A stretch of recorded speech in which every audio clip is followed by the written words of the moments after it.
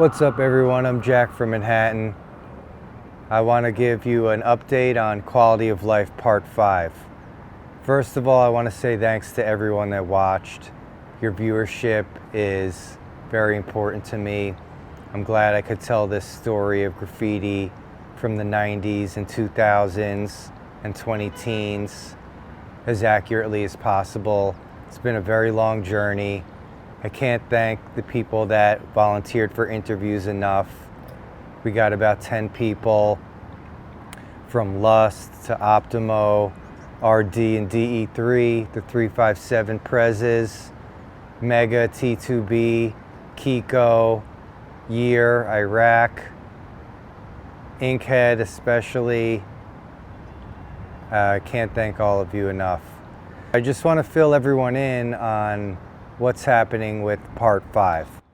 When I did the interviews with everyone, it was at the beginning of the quarantine. It was before there was a vaccine, and just a lot has happened in New York and in graffiti since I did those 9 or 10 interviews.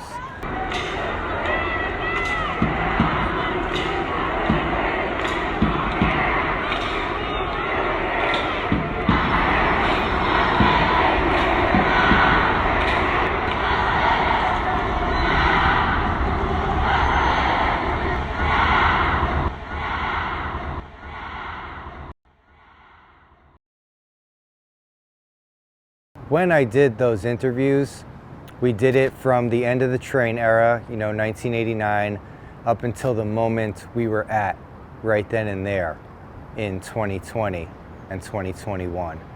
As I was chugging along with parts 1 through 4, I was thinking about what the ending of part 5 would be. And as I got closer and closer towards the end and successfully finished part 4, when I started to look at the footage that would be part 5, it became evident to me that we are currently living in part 5 right now. The chapter of now has not come to an end yet. When Eric Adams won the mayoral election, that would be the end. And it still possibly can be. But the truth is, what will be Quality of Life Part 5 is still an open chapter.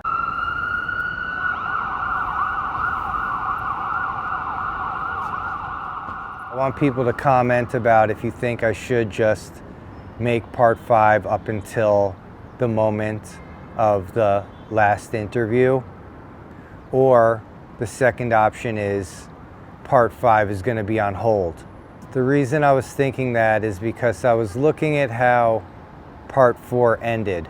It ended in 2019, and we all know what comes after that. It's the pandemic. So I was wondering if the 2020s and onward should be just put on ice for a while for the next documentary, whether it's me or someone else that makes it. And I'm definitely interested in hearing everyone's thoughts in the comments section, whether it be on YouTube or the Instagram account. Let me know what you think should happen with part 5. Whether that means I try to make it now and release it, or if Quality of Life parts 1 through 4 should be what Quality of Life is. And then the 2020s and onward will be the next film in however long, to be determined. I also wanted to mention a couple other documentary ideas I have. One of them would be the history of American traditional tattoos. I'm here in Two Bridges, Manhattan, which was old New York, like real old New York, before our great-grandparents' time, when all of this was dock workers and sailors. New York is a harbor city, a port city, and the birth of our city really started with the utilization of our waterways So that's why this part of Manhattan is so historic. And tattoos started around here with Charles Wagner and Samuel O'Reilly were the first two people to start using electric tattoo machines. They invented them. And that's what this neighborhood was. All along the Bowery, there were tattoo parlors. That was just the way of the land for upwards of 100 years, from the late 1860s until the early 1960s, until there was a tattoo ban.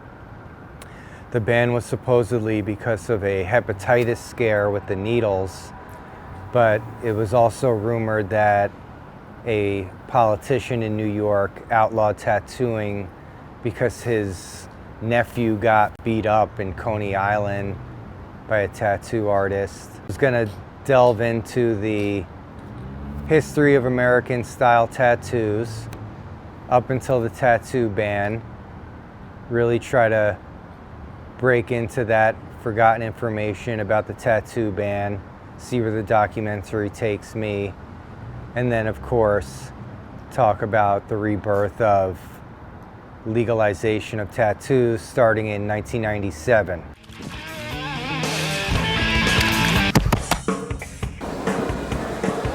Hey Bruce. Hey, you doing? Hey, can I interview you for a Sure. second? How you doing? All right. Where you been, man? I'm in prison. Really? Let's talk about your tattoos. What's your name and where are you from? My name is Clayton Patterson. I'm from New York City, the Lower East Side, and I'm the production coordinator for the tattoo convention in New York City. Tell us a little bit about putting this thing together. Well, this was a very interesting project to put together because Steve Bonji, one of the people putting this together, Westwood, and myself, we really were instrumental in legalizing tattooing in New York City.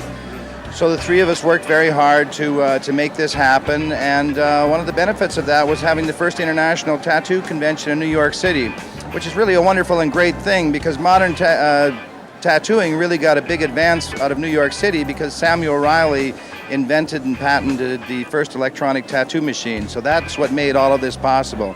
So New York has always been important to the history of tattooing in both America and the world.